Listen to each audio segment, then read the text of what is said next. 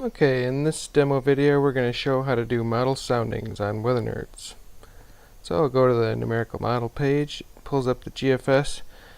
Now it just so happens we have a pretty good severe outbreak headed our way in a couple days here in the CONUS. So I'm going to jump out 2 days into the future and maybe put up significant tornado parameter, the effective layer. You can see it kind of highlights where that severe outbreak is probably going to occur. So now I'll zoom in there,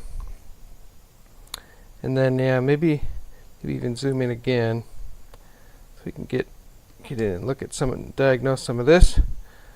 So what I can do now is, instead of drawing a box to zoom like I did, I can just click a point on the map, and then I can either press the S key like I just did to make a sounding, and then if I press the M key it will go back to the other mode, or I can click a spot on the map and click the get sounding button, and it does the same thing. We'll draw a sounding for that location. So if I don't press the M key to get back to zoom mode, I can just click this back to zoom mode button and it will do the same thing and take me back. So you can see it's helpful to diagnose the environment, to make soundings in this way, clicking a point, pressing the S key on the keyboard. And then to jump back I can press the M key. Now we can do other things and look at other fields, of course. We could put, let's say, the surface dew point on here, see where the dry line is setting up. Of course we're only at 18Z, so go forward here to 0Z. You can see the dry line doesn't make a lot of progress in this example.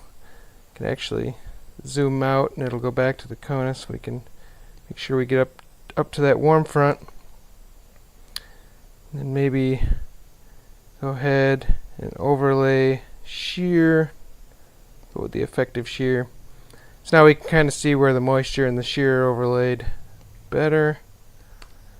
Go ahead and zoom in a little further, and I can see I have 80 knots of shear and low 60s dew points in the model here, so that might be an interesting sounding. You click on that point, say, okay, but it's capped here. So the M key to jump back, maybe clear overlays. So I saw there's a cap, so let's try instability, sin, mix layer. Kinda okay, we can see that sin. So maybe now if we turn overlays back on and put the shear back on, kind of find some areas in here where we have pretty large shear and relatively smaller sin. It's like down the dry line here. Pretty interesting. You can see you still have a little bit of a capping maybe, but it's better. In some of these places further north where we have more backing at the surface and yet still smaller sin, we can make some soundings in here. And so you can see that one looks better. You can see this is useful for diagnosing the environment, and it gives you a feel.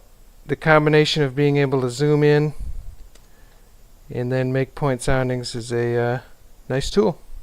So that's how you do this on desktop, and if you stick around, Lisa will show you how to do this on mobile devices. Hey Weather Nerds! Lisa here to show you how to make soundings on your mobile device. From the home page, click the numerical model button.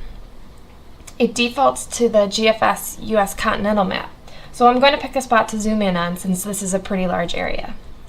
So just tap and then tap zoom in. Now I'm able to pick a more precise location for my sounding. So again, just tap the map and tap Get Skew T. And you can see it generates a custom sounding for that location that you choose. So that's it. It's super easy. Happy forecasting!